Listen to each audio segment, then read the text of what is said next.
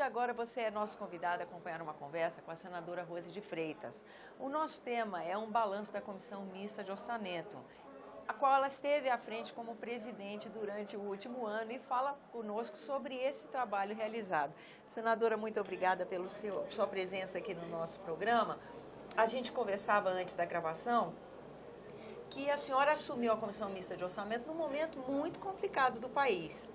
Foi justamente quando oficialmente o Planalto assumiu que aquela expectativa de superávit que a gente teria na balança não seria possível cumprir, que na verdade o que a gente tinha era um déficit, que a gente tinha um rombo nas contas do governo.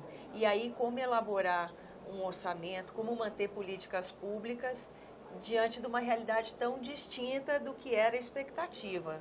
É isso mesmo que foi o início desse trabalho? Na verdade, assim, o país já vinha sofrendo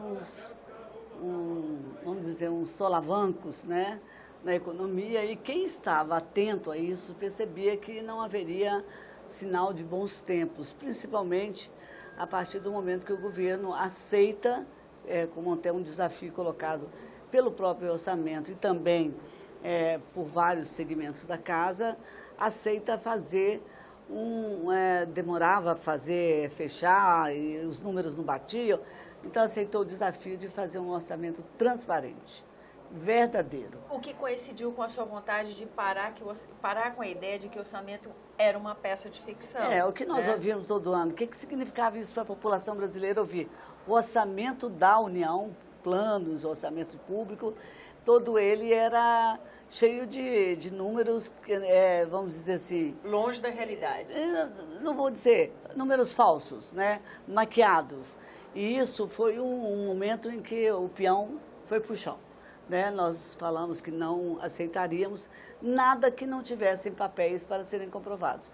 O gasto era tanto, na verdade nós tínhamos que ter um orçamento, a receita era essa, o PIB era X, e na verdade sempre foi assim. Não coloca aí que a inflação vai ser tanto, todo mundo aceitava. E é tudo por estimativa, assim? Não, é mais por blefe, né? Porque, Sei. Na verdade, é melhor você dizer que você está muito bonita e boa de saúde, você dizer assim, você está doente, está mal de saúde.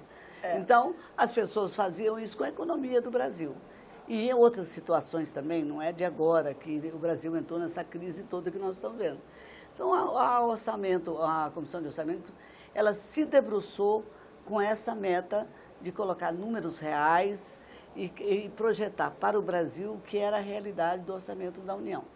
E nós conseguimos fazer isso, porque isso impregnou o sentimento da única comissão que funcionava de fato nessa casa. Então, nós conseguimos isso dos ministros, conseguimos colocar isso para a presidente, que no primeiro momento veio também um abatimento de 30 bi da meta novamente, que já tinha sido feito no ano anterior, e aí já não era possível que você começasse outra vez fazer girar essa roda com defeituosa, torta, e você dizer que o carro estava andando perfeitamente na estrada. Não estava. Vamos esclarecer aqui, é através desses números falsos, dessa diferença entre a realidade e o que é possível, o que é projetado e o que é possível, é daí que nasce a possibilidade das pedaladas? Não, as pedaladas, na verdade, vamos dizer, é um argumento, é um instrumento que os governos acabam usando para conseguir fazer frente a seus compromissos, né? No caso do Minha Casa Minha Vida, foi o dinheiro da Caixa Econômica, sem autorização prévia. É proibido fazer isso, você tomar dinheiro de um banco público para o governo, que é exatamente o dono daquilo ali, não pode ser. Tem que ser com a própria economia, com a própria arrecadação do país, que você lança um plano de investimento e paga. Né? Se a todo momento você recorrer como se fosse um empréstimo não autorizado, né? Para você se sustentar dentro de uma programação que é importante, o programa Minha Casa Minha Vida, mas se sustentar pagando os seus débitos, inclusive com a iniciativa privada. Então, é um argumento que você pode usar no momento de calamidade, mas não é correto. A pedalada realmente é um crime que, vamos dizer assim, é administrativo, que não deveria ser cometido por ninguém, mas parece que não só se comete no governo federal, como também nos estados aí da federação. E a comissão julgou as contas de governos anteriores. E com isso pôde constatar, a pedalada é uma prática constante na administração Não, nós pública? não tivemos em nenhum dos governos cujas contas foram analisadas, até dizer que quando nós pegamos a comissão, nós estávamos com contas de 25 anos para trás, quando essas contas presidenciais, elas têm que ser analisadas anualmente. Ela tem que ser votada anualmente, é obrigatório, é competência exclusiva do Congresso Nacional. Mas nós não tivemos, nem na época do Collor, que foi um governo curto, depois tem a época do Itamar, depois Fernando Henrique, a próprio Lula, nós não tivemos pedalada no governo Lula, e nem no primeiro mandato da presidente Dilma. A partir daí, quer dizer, no final do mandato, na verdade, no último ano, em 2014, né? Teve sim. Mas como elas chegam para ser analisadas em 2015, foi assim que nós tomamos conhecimento dessa excrescência cometida pelo governo. Então, quando a gente vê críticas, por exemplo, ao processo de impeachment apoiado em cima de pedaladas, que pedaladas sempre aconteceram, então isso não é bem assim, no julgamento das contas? Não, a pedalada vamos dizer assim, é uma irregularidade grave, né? E a pedalada, em si, ela pode ser capaz de afastar a presidenta, se julgada pelo plenário, tá? Um processo de impeachment com base nessas pedaladas. Mas é preciso que ela tenha também a oportunidade de se defender dentro desse processo. Mas não deixa de ser, vamos dizer, uma coisa que merece repúdio da sociedade brasileira, que você, ao pensar que você tem um orçamento sadio, um orçamento perfeito, bem estruturado, na arquitetura da economia, você ter todos os itens compatíveis com uma boa gestão, uma boa administração, saudável, inclusive, você encontre pedaladas aí que custaram bastante ao governo brasileiro, inclusive à sociedade, e que também geraram mais custos, porque só essa operação para fazer a triangulação de ter esse dinheiro, levá-lo para pagar programas de investimento, ainda resta aí as taxas, as obrigações administrativas, geraram mais 2 bi de acréscimo a essas pedaladas que aí estão.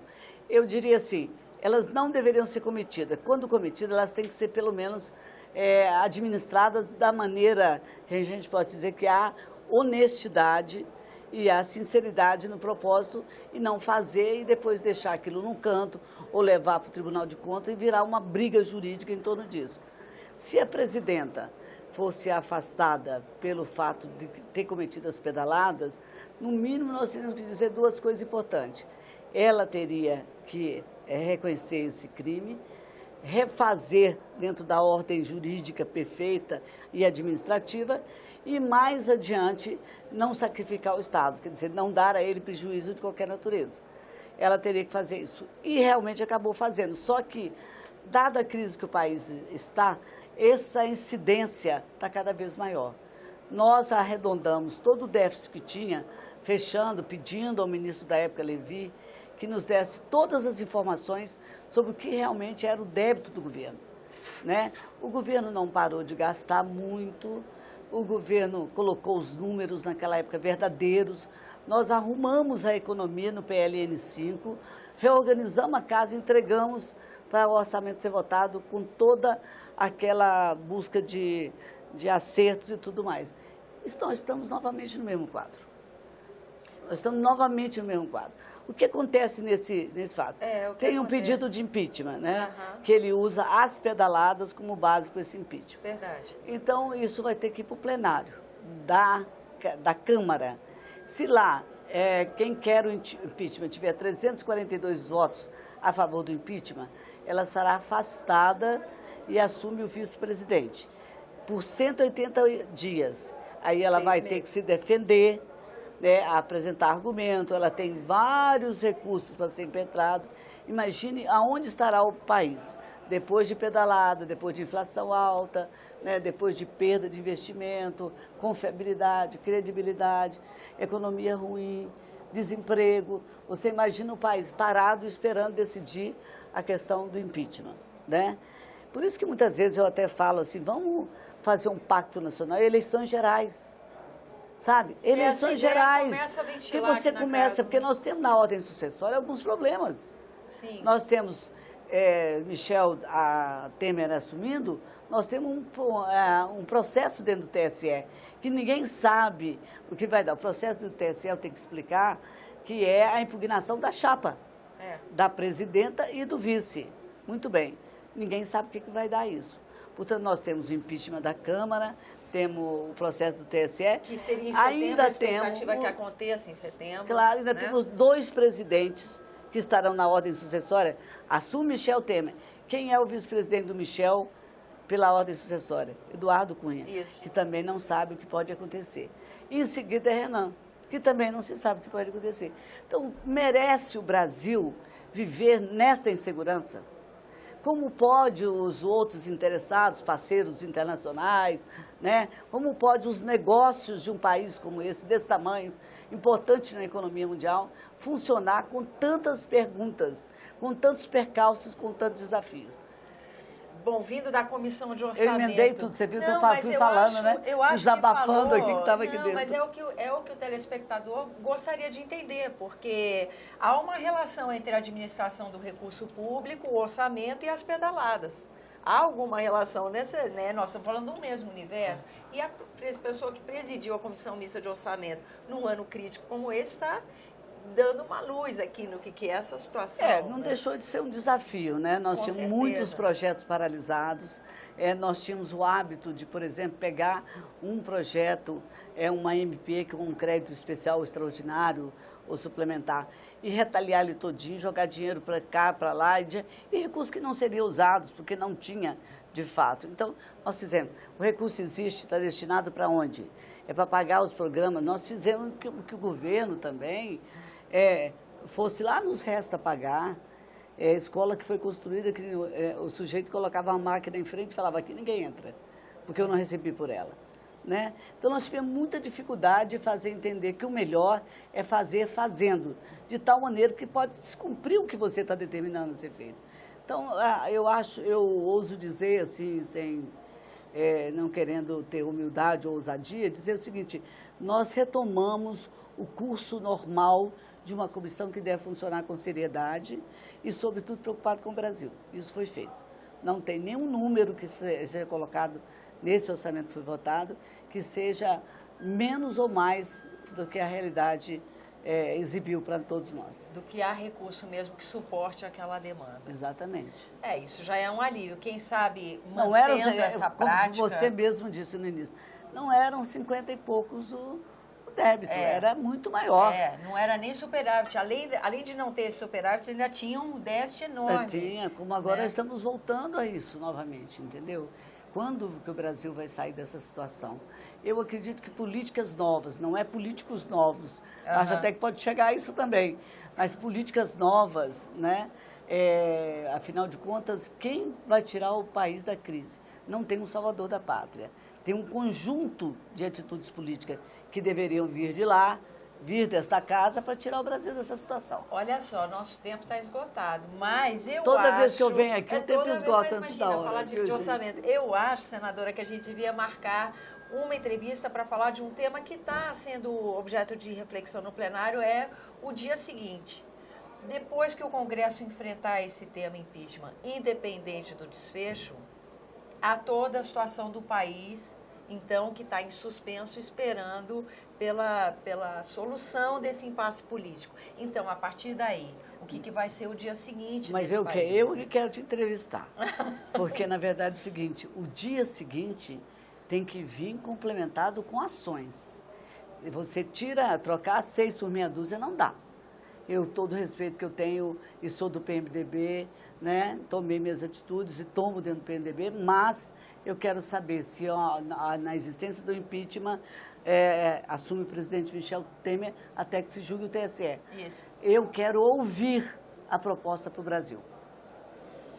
Olha, a gente vai encerrar essa entrevista. Eu acho que essa é meia entrevista, porque nós vamos abrir uma outra para continuar esse assunto, não vamos? Nós paramos na proposta para o Brasil. Nós paramos para o dia seguinte. Então, a gente espera você lá. Senadora, muito obrigada pela sua presença. A você que nos acompanha, obrigada pela atenção. Lembra que você é nosso convidado a fazer sugestões e críticas ao trabalho da TV Senado?